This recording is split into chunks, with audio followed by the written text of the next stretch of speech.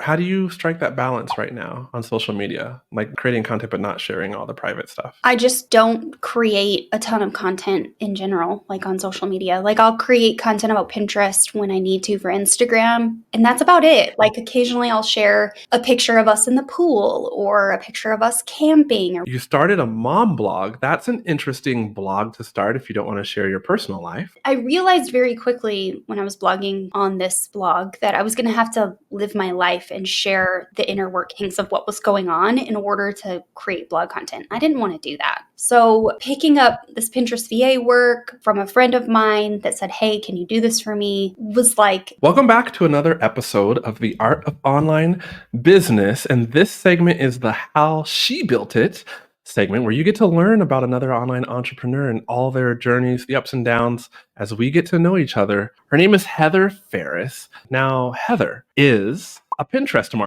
and she's been managing client accounts for over 8 years. And she jokes that she's used the platform so long that she remembers when there wasn't much to see and you actually could find the end of the Pinterest feed. And before she got into Pinterest marketing, she was an accountant. And I'll just pause right there. Heather, mad respect that you were an accountant. it was so horrible. I had to quit my job. Oh, okay. Bad experience. We're going to talk about that in a moment. But like when I was in university, my roommate was an accountant. And I just remember his capacity for the numbers and to tell if something was going well by the numbers. And now as an online business owner, I love my accountant because they're very matter of fact, and they kind of cut through all the noise and they're like, your business is failing. Well, not failing, but if you continue along this route, things will need to change. So that's cool that you made it into that industry. My degree does allow me to see my business from a different perspective than a lot of online business owners that are just getting started, for sure. So to credit that part of my college education, I do really appreciate it, but I hated working in accounting. Okay. All right. So you don't seem like the typical accountant. We're going to talk more about that. You also facilitate a membership where you help content creators, coaches, and service providers with strategy to grow their traffic and sales, right? I do. What's that called? Pin Profit Academy. It's 3 years old now, actually. Just turned 3. Congratulations. Happy birthday. Thank To your you. membership. And so before we start this episode, I just want to let you know, the listener, that the next episode is where Heather and I will talk about how Pinterest is the thing to try in 2024, but is it right for your business?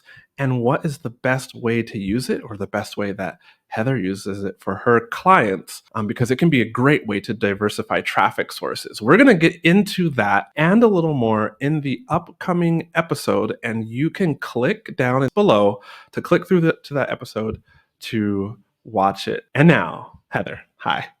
QUAY.jo, thank you. Thanks for being a guest on the podcast. We were all over the place right before we hit record, but one thing that struck me is we met on, well, I think we met in the emails, right? Yeah, my assistant pitched you guys for me to be on the show. Okay. Well, kudos to your assistant, because one, I looked at the email, and I look at lots of emails, and yours stuck out to me. And then I looked online and I saw that you and I have at least one mutual person in common, Jordan Gill. And you said you're going to her live event in the fall, huh? Yeah, I get to actually meet her for the first time in person. We've kind of circled, ecosystems for years. I actually came across her for the first time in 2020 at the peak of COVID. And I was just in the midst of rebuilding my business at that point. And yeah, I came across her doing VIP stuff and got into her ecosystem. Nice. No, she's great. I was able to collaborate with her. And I guess the reason I really wanted to bring this up on air, so to speak, is because I feel like one of the biggest things we can do is just collaborate with each other. I saw that there's competition at the bottom, but at the top, everyone just collaborates. And she's cool. Love collaboration. I send people to other Pinterest managers and Pinterest teachers all the time because I'm not a fit for everybody and I don't want to be. So there are others that you can learn from, and I'm always collaborating with Pinterest people. Actually, I have a weekly show on YouTube with another Pinterest pro. We get together once a week and do a live, almost like a podcast situation. And yeah, she's also a Pinterest pro. Wow, okay. That is how long has that show been going on for? Oh, well, we started it on Clubhouse long ago, and then we migrated it last fall to YouTube. So it's been years now that we've been doing something together. Yeah, and her and I are actually going to be at Jordan's event in September, which is like a month and a half from now, 2 months from now. It's crazy. Oh, don't say that. We need more time. I know. But yeah, the year's going by way too quick. So I'm gonna pull the trigger. Like I was saying, I have the credit card points just saying sitting there, and I need to go. It's in Dallas, right? Come, yeah. It's in Dallas. She wasn't, I don't think she was able to get the full hotel block or whatever secured for some reason, like something happened. But off air, I can find out where we're staying, where Jana and I are staying if you need a hotel. It's like right across the street. Oh, cool. I mean, it should be easy, right? If it's not too close, you can just Uber or walk. I'm a walker. I like to walk a lot. So I'm super curious. I like as we get to know each other, and so as a listener, since this is all about how you built your business. Like, when did you get started, and why did you get started? Yeah, so the story actually starts with my husband getting deployed with 5 weeks' notice. And I was working in an accounting firm and it was miserable. I was making like $12 an hour and I went to school for this. Wait, what? Yeah, I went to school for accounting 4.5 years, $45,000 in student loan debt, and I was making $12 an hour. And my entire salary was going to daycare and my car and my student loan. Like I made no money outside of that. So I started on Pinterest actually searching for like ways to work at home. And I had previously in college done work at home gigs with AT&T doing customer service. So I knew it was possible. I just didn't want to do phone work anymore. And I started Googling like how to make money working at home. And I run across the topic of blogging. And I was intrigued. All these people were talking about how to make 6 figures blogging. And I was like, man, I could do that. That's me. No, it was not me. And I quickly learned, though, because I had been using Pinterest for 6 years prior to this, every day as a mom, I knew exactly how people like me were using the platform, and I was able to really pivot that into marketing. I took no marketing classes in college, none. And I started doing Pinterest VA work for somebody. She was going to be traveling for 12 weeks. She needed someone to help fill her Pinterest queue. So I was like, you know what? Let me add it. I did amazing things. And then, I came home one day and I told my husband, you know what? I quit my job today. My last day's on Friday. And he's like, well, I'm leaving the country in 5 weeks to go to the Middle East. So it looks like you'll have lots of time on your hands. And I was like, okay, I guess here's where it starts. And that's really where it started. Like prior to that, I was working full time, 40 hours, had a less than 2-year-old child and a 5 to 6-year-old child that I was mothering, and he was doing the military things. I was very busy. You were extremely busy. 4 years. Are they? So that means you had two under four, two kids under four. Oh no, they're 5 years apart. Yeah. You barely missed the fun. Yeah, 5 years. I mean, I have a 5-year-old now and an 8-year-old, and yours, that would make yours what, 7? And They're 9. She'll be 9 tomorrow and 13 next month. Or no, 14 next month. oh, does it get easier? No, No. Okay. no. All right. Slightly in some ways. Okay. Oh, at least they're not in diapers anymore, but maybe there's bigger problems than diapers. Yeah, lots of fights, but we'll leave that for another day. So you were working full time in your accounting job. What branch does your husband serve in? He's in the Air Force. Okay, I mean, they're all tough. I'm just not a tough guy. So, like, anytime I hear somebody that's in the military or married to somebody in the military, I'm like, respect. So, he gets the news that he's going to be deployed, and you're already not liking the accounting job and looking how to make money from working at home. Yeah, so I started my first blog in 2016 in July, and this was in May of 2017 that he got deployment orders and I quit my job. I was actually fully unemployed by Memorial Day of 2017. So I was kind of side hustling 16 to 17, and then 17 and beyond, I've just been fully on my own. Okay, all right. That's funny. I'm thinking like back in the years. I know it seems like so long ago, but it's truly like 8 years ago I started my business and I've never done anything for this long ever. So right now you manage Pinterest accounts for clients and you have the membership. Yeah, I do both. Yeah. And I do some consulting work and then I have the YouTube channel. So the YouTube channel fills the coffers for everything. That's pretty much how everyone finds me. Intriguing. But before you talk about that, because I'm going to ask, because I love some of my best and hardest clients. Best because they usually have a built up business if they're getting their main organic lead source is YouTube. But hardest then because when they come to me for Facebook ads, it's usually quite hard to match the performance of a YouTube fueled organic funnel because the platform is just great and those leads are so warm, hot even because they, consumed a lot of your content on YouTube. So my question though, before we talk about that, is why did you go toward Pinterest and not toward any of the other social medias that you could have ended up specializing in? Like, what kind of sent you that way? I just was slightly obsessed with the platform because I had been using it like every single day as my main search engine for 6 years. So when I started my blog, I had found out that you could blog on Pinterest. That's kind of where I had found the entire community. I didn't know. We talk now about like sides of TikTok or whatever. There are sides of Pinterest and there always have been. And if you've never engaged with certain aspects of the algorithm, it won't show you content there. So until you search for it, you're not going to see it. And I searched for it and I started seeing it. So it was just a natural place for me to go. Now, I also just hate social media in general, even though I'm absolutely addicted to it. I don't like having to keep up with the constant algorithms and the changes, and I do not want to shake my booty for reels. It's not happening. I also want to keep an aspect of my life private. And I don't want to have to live in order to show up online. And that's actually how I started my mom blog. I started a mom blog about motherhood and all these things. And I was living my life in order to blog. You started a mom blog. That's an interesting blog to start if you don't want to share your personal life.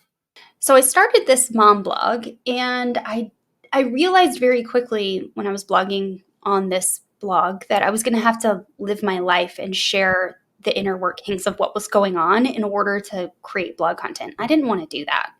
So picking up this Pinterest VA work from a friend of mine that said, "Hey, can you do this for me?" was like a godsend, honestly. I was like, yes, please. I don't want to blog about my life anymore. And that's another reason why I just didn't want to do any other channels because I don't want to have to share my family and my private life and the daily happenings to create content. When you, how do you strike that balance right now on social media? Like not creating content, but not sharing all the private stuff. I just don't create a ton of content in general, like on social media. Like I'll create content about Pinterest when I need to for Instagram. I use stories. I just shared on stories earlier that I spilled water on my laptop, which I told you about. And that's about it. Like occasionally I'll share a picture of us in the pool or a picture of us camping or whatever, but I really just don't share them. I've seen like pretty varying opinions. Like some people don't share their kids at all. Some people share their kids in picture form with like heart emojis over their faces, and other people like just share their kids on social media. Like where do you lie on that spectrum? I share my kids occasionally and their faces on our travel Instagram account where I'll share like our camping stuff. It's very rare and I always ask for their permission before I post. And if they ask me to take a photo down or video down, I will always remove it. But they're getting to the age now where it's important for them to have their autonomy and I want them to understand consent. So I am modeling this for them. And I'm also showing them through my social media usage that you don't need to share your life online in order to be liked or even loved. So, yeah, that's kind of where I fall. I will, if I share a photo of them, like a couple weeks ago, I shared a photo of my daughter in the pediatric orthopedic surgeon's office, and I put a big face over her, and it was just her arm because my friends were asking for updates of like how, her broken arm or whatever. So I shared that. But oftentimes, yeah, I will always ask. I think that's good to teach them like I guess healthy social media habits. My kids aren't old enough to be there yet, but I could see myself needing to take a few pages from your book and approach social media in that way. And we all have children that we want to keep them safe, but I also have daughters, and it's just the internet is a scary place.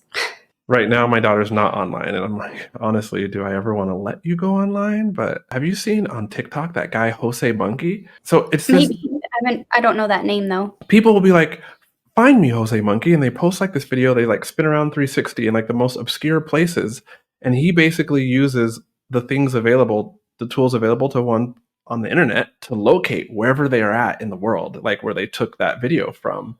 By That's looking at actually clues. I've seen those, yes, and that's frightening to me, and I also keep that in mind when I'm posting pictures around my house.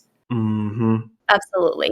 I'm a stalker myself, and I think everyone online should know that. Like, if I'm interested in learning more about you, I will Google you and I will find out where your business is located, what name you have it registered in. Like, do you have speeding tickets?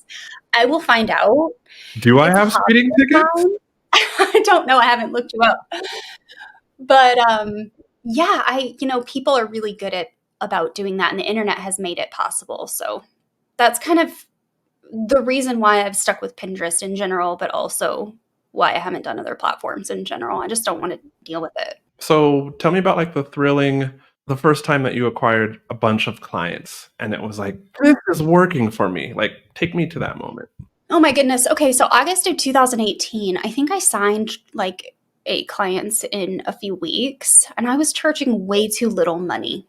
And this was the very first time that I actually raised my rates from $450 a month to $800. No, 450? Yeah, I was charging $450 a month for Pinterest in 2018, and that week I gained a whole bunch of clients. Now, I don't remember exactly what happened in that month to gain all those clients, but fast forward 1 year after that, August of 2019, I lost half my business in a week. My Kind of stomach like is not 360. for you. Yeah, half of your business in 1 week. How related do you think that is to like the price point? I don't know. I don't think it's actually, I do know. It's not related to the price point. It was related to big Pinterest changes that actually happened between August 18 to August 19.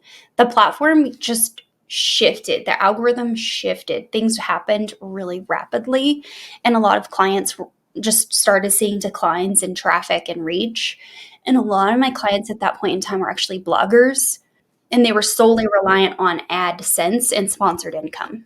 Kind of like bloggers right now. I have one client who's in the travel blogging niche, and bloggers right now, since all of the Google, what's that called? The The Google HCU helpful updates. content. Yeah, the helpful content updates. I was like, high quality, no, Q doesn't work. What has it been, like 3 of them since like that first major one in September of 2023? Either way, like some of them are really struggling to redo their traffic. So that happened to you, and of course, as the Pinterest manager, you had to take the fall, or at least clients looked at you and said, "We got to downsize." Yeah, I mean, from a business perspective, I've done this too. Like, it's just business. It doesn't have anything to do with, emotions and being tied to me in any way. But personally, like, it really sucked. And it put me on a path for years to actually end up in therapy and dealing with a lot of issues that we don't talk about as business owners online. I understand. I had a similar event happen to me, and I was scared to look at emails from clients, like during about a week and a half time, or I think I lost 7 clients. And it's just like, oh my gosh, if I open the email, and you can kind of tell too with that preview text, regretfully, unfortunately, dot, dot, dot. And you're like, oh no, please, Lord. There it Like, goes again. I yeah, know. yeah.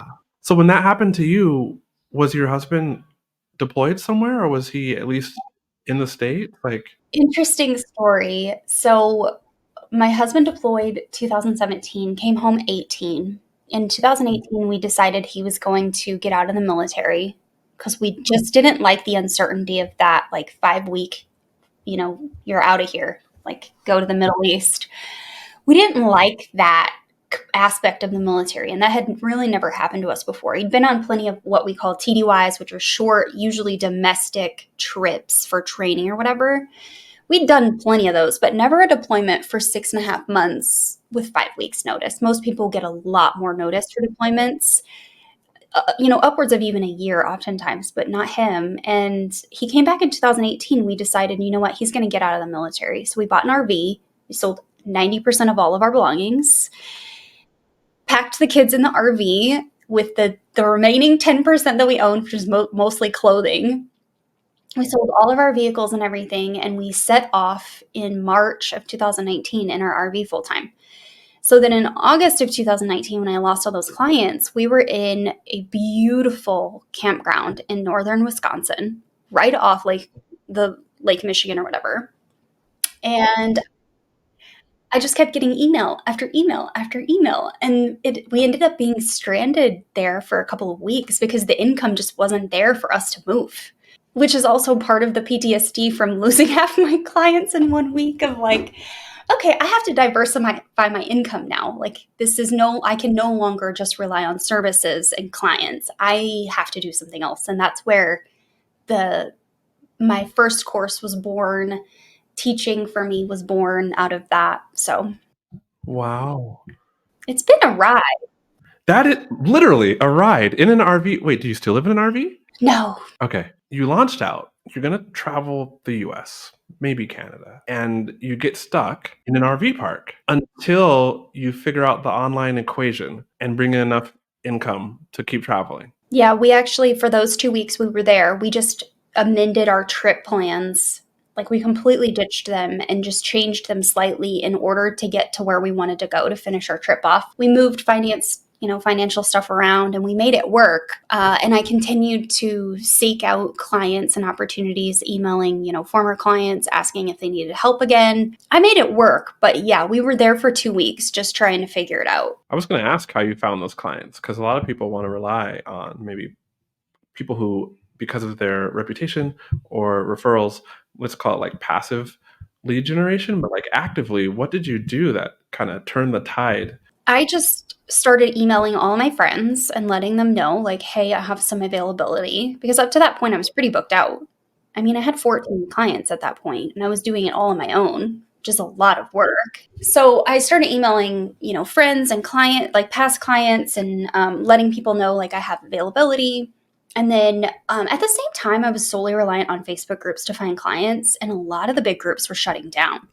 So that made it extra hard to then fill those gaps. So it really was a matter of just finding referrals.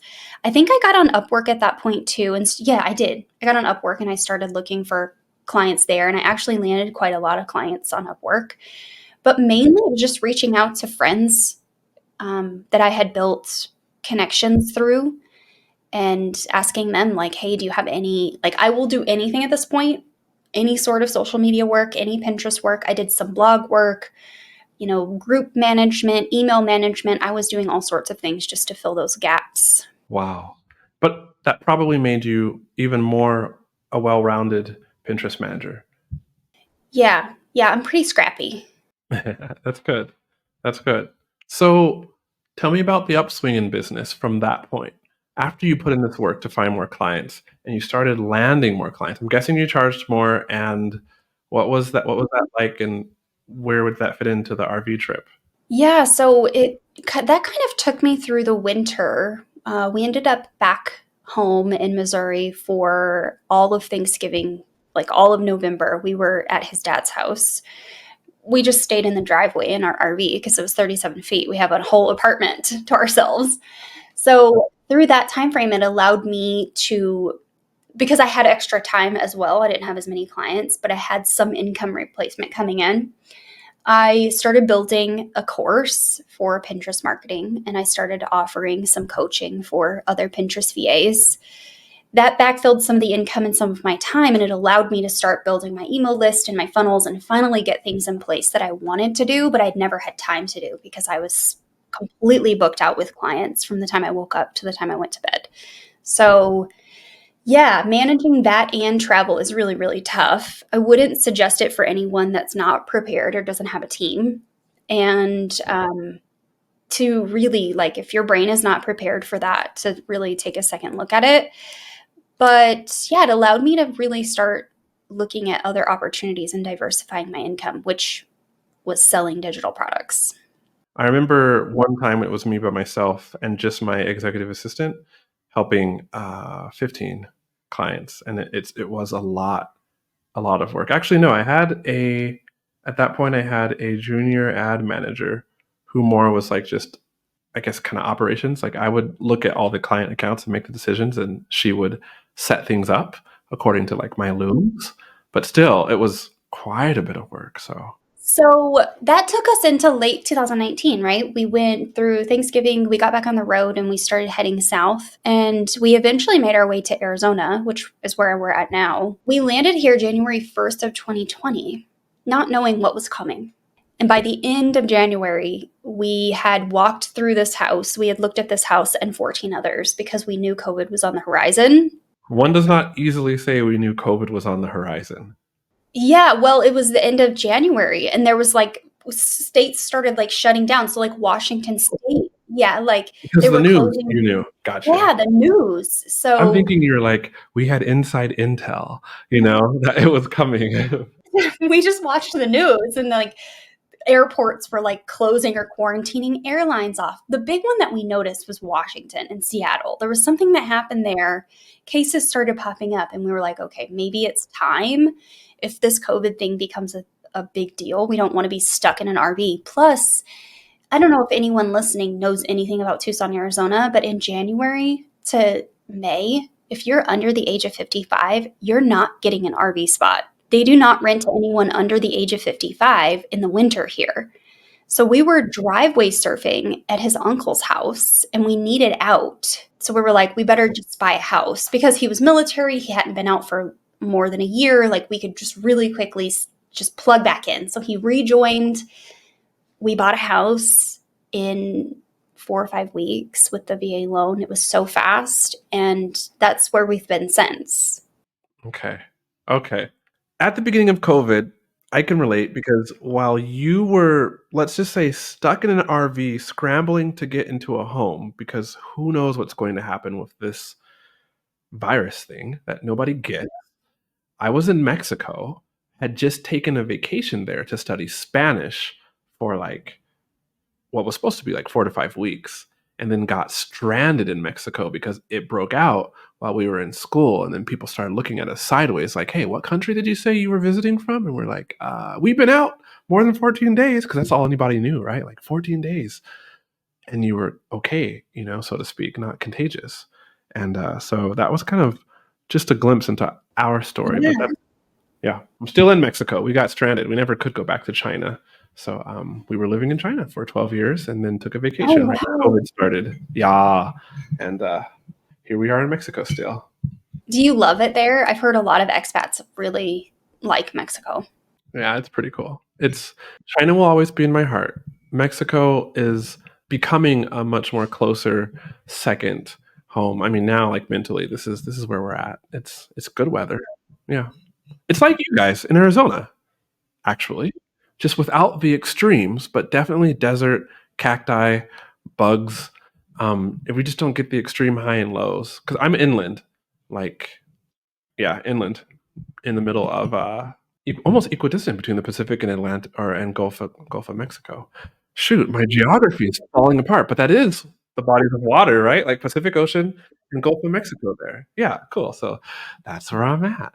That's where I'm at. Nice. What's a snapshot of your business now, and why somebody should maybe look at trying Pinterest? Because that is largely off my map, so to speak, of marketing. So like where's your business at now? And then why should somebody think about trying Pinterest? Well, one of the clients that saved my rear end when I was in the midst of finding new ones in 2019 is actually the reason why I got started with Pinterest ads. Like truly, like I was running some ads prior to that. I had really some great successes with them, but only for digital products. And that client really allowed me to open up for e-commerce businesses and run some e-com ads. Not my favorite, and we'll admit, full transparency, not my favorite type of ads to run, but it did give me new education and new ways to market myself and clients on this platform. Currently, about 70% of my income for my business is from the agency. So It's me and I have a couple team members. I work on all the strategy. I see everything that happens with all the clients, but I don't do it all anymore. I have someone that helps schedule, I have someone that helps make images, those sorts of tasks. About the other 30% is from the membership and YouTube revenue. So, multiple revenue streams these days, which is really great. The membership has completely surpassed my wildest dreams. I mean, we've just nearly surpassed 10,000 a month in monthly recurring revenue just on the membership, which is amazing. 3 years in, I never could have imagined it would take that long, but it has, and I'm okay with it. Right. We're okay with it now. I mean, yeah.